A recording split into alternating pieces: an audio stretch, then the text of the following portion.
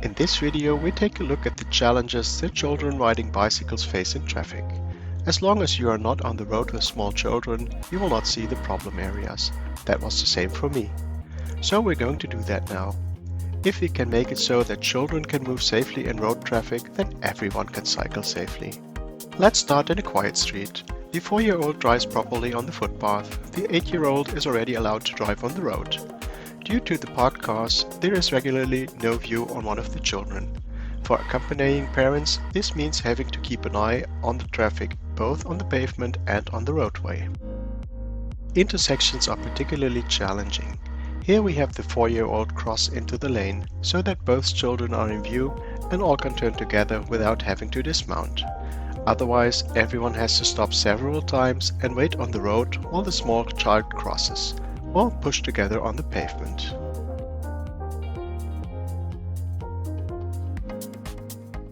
Let's take a look at what a crossing on foot would look like. The children cross the first street via the zebra crossing. The next street is a bit more difficult. The curb is not lowered and the car would be in the way when crossing in a straight line.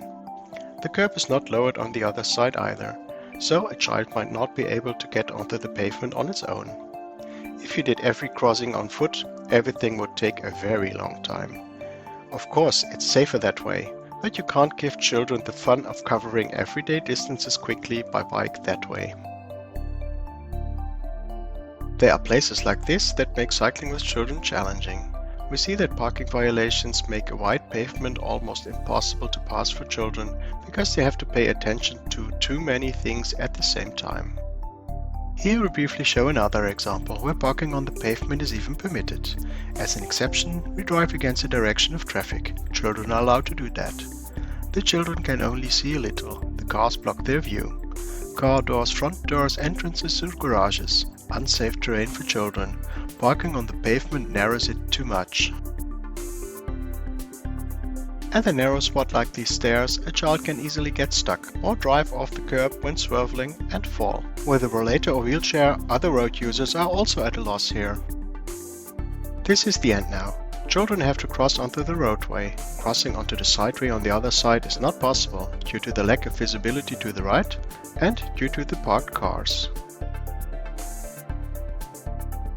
Here the 4-year-old has to ride on the road for the time being, as there is no pavement.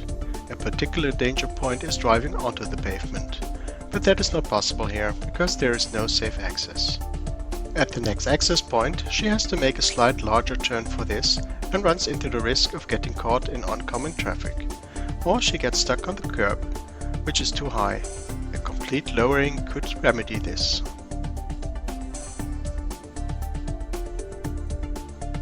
This situation is familiar to all parents with small children on bicycles. The children have to somehow come to an agreement with the other traffic on the pavement.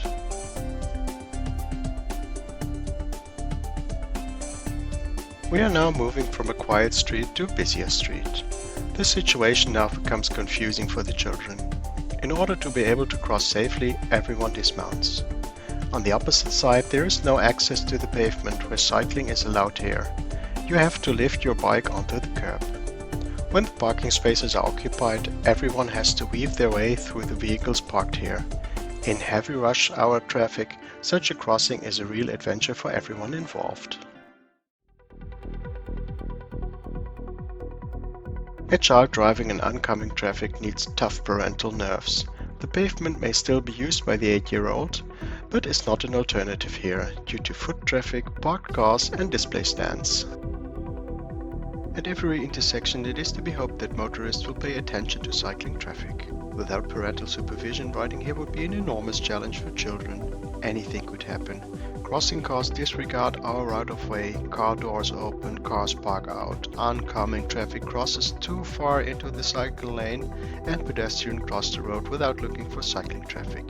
This already challenges adults to such an extent that many do not like to cycle here. For children, it is almost impossible. And it is certainly no longer fun to use the bicycle as a means of transport here.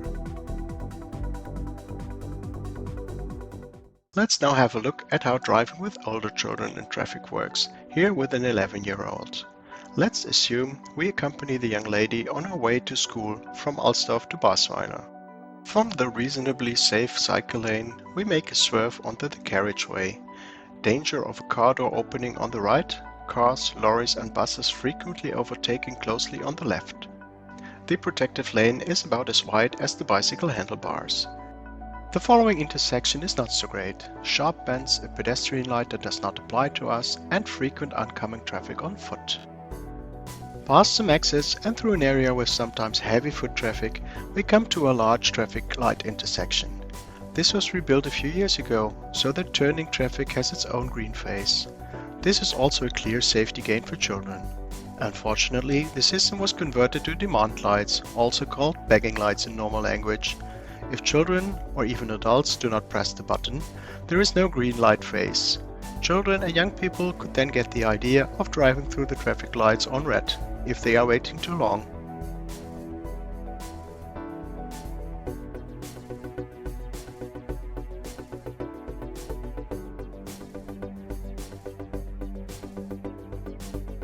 The next traffic light is only for pedestrians, because the bicycle symbol is missing. So the traffic lights on the main carriageway apply to us, which we cannot see here. So the next traffic light does not apply?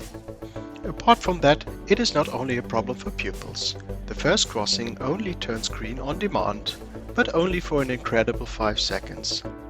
Let's imagine that more than 2 school children want to cross, then the third child crosses on red. Then the group of school children huddles on the far too small central island to wait for the pedestrians and bicycle traffic lights. The green light is then only for pedestrians. What? Cyclists have to give way here, but because of the strange angle, they actually need eyes in the back of their heads. When the shopping center was here, many cars drove out of the roundabout at high speed, perfect for our school children. The situation is rounded off by sharp bends and signs that get in the way. On a positive note, however, the winter road clearance service works really well here, as it does in many places in Alsdorf.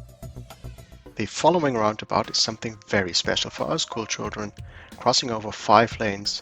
2 right turn lanes where people drive very fast. No right of way and, to top it all off, a cycle path that is somehow shifted and does not go straight ahead. We'll take a look at it calmly, without comment, for now.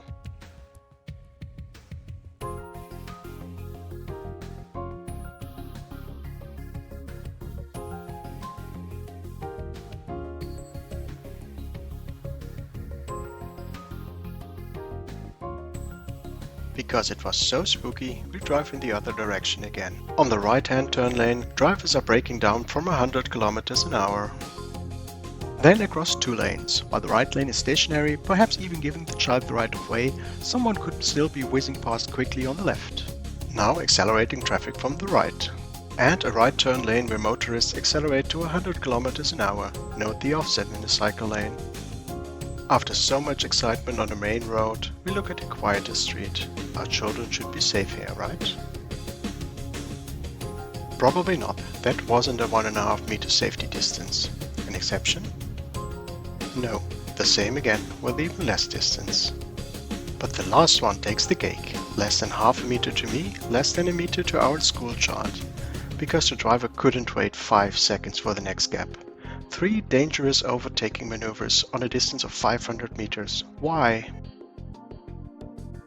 Was it perhaps the road? No, here 1 street further.